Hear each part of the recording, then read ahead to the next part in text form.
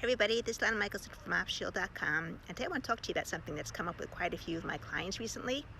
Basically, they have chronic illnesses. Now, what I mean by chronic illness is something that you've been suffering for not just a few days, not just a few weeks, not even a few months, but a few years. Okay, a few years to many years, because I have clients who come to me and they tell me that they've been sick for the past 20 years, the past 15 years. They've had it their whole entire life. Now, for me, in the world according to Elana, there's two aspects to chronic illness. And when I say chronic illness, I also mean chronic mental illness. Like if you have panic disorder or anxiety disorder or something like that, that's considered chronic illness as well in the book according to Elana. Now, what are the two aspects of the chronic illness? One aspect is the core issue that created it. And what I mean by that, what I mean is that sometime in your life when you were a child, basically, something happened and you dealt with it in a specific way. And you dealt with it in the most successful possible way you could have at the time. Meaning you got a result which saved you from what you felt was going to be a trauma. Such as, let's say your parents were fighting and then you got a really bad stomach ache and you started throwing up or something. And then your parents stopped fighting and started to deal with you. And your mind learned at that point, oh, if I start having a stomach ache, I'll stop my parents from fighting. So then every time your parents started fighting, your go-to would be, let's go have a stomach ache. Now, I'm not saying it has to be a stomach ache. It could be lots of other things as well. It could be a stomach ache, it could be anxiety, it could be a sore throat, it could be a headache, it could be any numerous other type of things. Now, what your unconscious actually learned over there is that when you go to that reaction, you're going to get at least a semi-positive reaction back, meaning you're going to be saved in some way from whatever is bothering you. Now, even though when you grow up, you no longer necessarily need that reaction, that go-to, it's become a habit. Your go-to, that whenever something happens that you don't want to happen or that you don't like, you go straight to that reaction, and then you don't have to deal with whatever it is you don't want to deal with, even though at this point you can deal with it.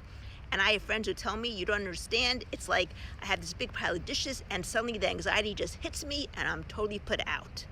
And my take on that is that you didn't really want to deal with those dishes. You can deal with them, you're an adult, you know how to, but that doesn't mean that you actually want to have to deal with it. And if you don't want to have to deal with it, getting put out, suddenly like someone boxed you in the stomach or something, that's a good way to get out of doing the dishes, because you can't possibly do the dishes when you're feeling like that. All right, so those are the two parts of the reaction. The one is that core issue that actually made it happen in the first place, where you learned the habit. And the second is the habit you continue doing it all the time. Now, what I mean by habit, let me explain that. You have these neural connections, and every time you go to a specific place or do a specific thing, you go in a neural connection to that place. If you have a specific connection that's being used lots and lots and lots and lots, it becomes a really big, big, big connection, sort of like one of these big, big rivers, as opposed to little streams that are going down the mountain when the water always hits one place and creates a big river over there to go down. Same exact thing. If you keep going to a specific go-to habit, you're going to create a big, enormous neural connection over there. It's going to be sort of like a river that you're going to constantly go, that's going to be your go-to, your habit, where you go over there. So, if you want to get rid of that habit, if you want to get rid of that condition that no longer serves you, there's two aspects to it. Number one, we go back to the initial cause. Either remove that, change your perception on it. Any one of the above can actually work, as long as when you see it now, you no longer have that same perception that you had when you were a child. You no longer have the same fear and that same need to save yourself from that situation. The second thing is to make that neural pathway that's really, really large to become small, and make the other pathway become big. Now, what do you mean by the other pathway? So I'll give you an example. Last year, when I went to England, on the way to England, I had a backpack and a suitcase, and they didn't weigh it. They just let me go on with the backpack and a suitcase on the plane. On the way back from England, they did weigh it, and then I had to pay lots of extra money in order to take that second suitcase together with me. Believe me, I wasn't happy about that, but I didn't have much choice in the matter. Now, the first suitcase I put in, They weighed the second one. They said, you're going to have to split it up into another bag and put it underneath and pay for it. So I had to go and pay for it. I had to split it up. I had to put it underneath it. There was like an hour to an hour and a half in between the time that I put the first one on and the second one on. Now, unfortunately, when I put the second one on, it was my backpack, and I forgot I left my car keys inside the backpack. So that went underneath the plane too. And I remembered that my car was parked in the parking lot of the airport, which meant, in my mind, that if by any chance that suitcase were going to be lost, I would lose my keys, and then how was I going to take my car back from the airport? I'd have to, first of all, pay extra money for the carport. I have to then also pay money for getting back home, more money to get back to the airport to get my car with a second set of keys, if I could find them in my house, and then bring it back. And I really didn't like that idea too much. So my mind started to worry, what's going to happen if they lose my backpack? What's going to happen if they lose my backpack?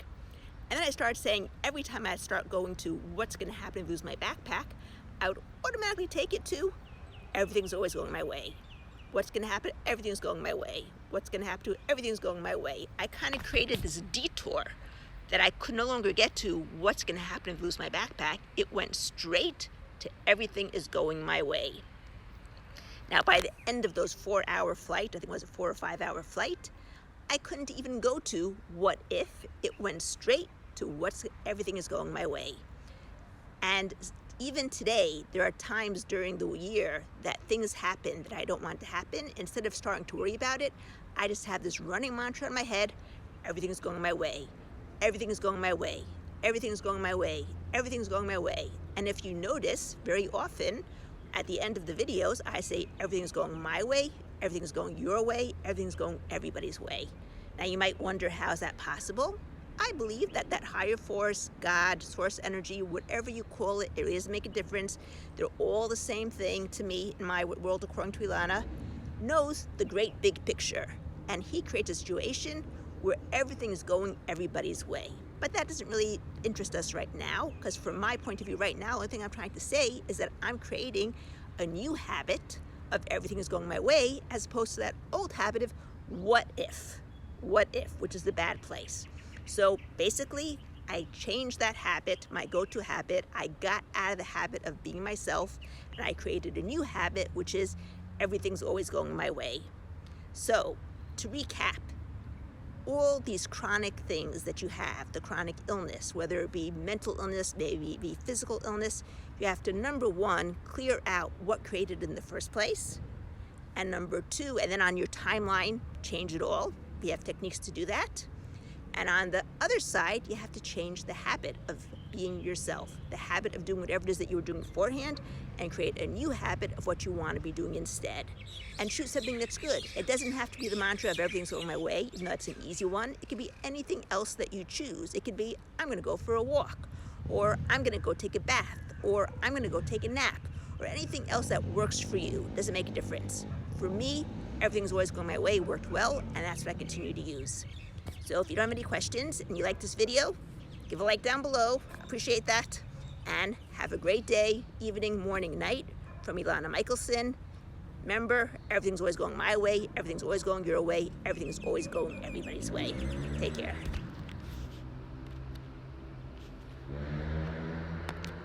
Hey everybody, did you enjoy this video? If you did, hit the subscribe button down below and the bell button, so that you'll never miss another video. You'll get notified every time I put out a new video. Have a great day.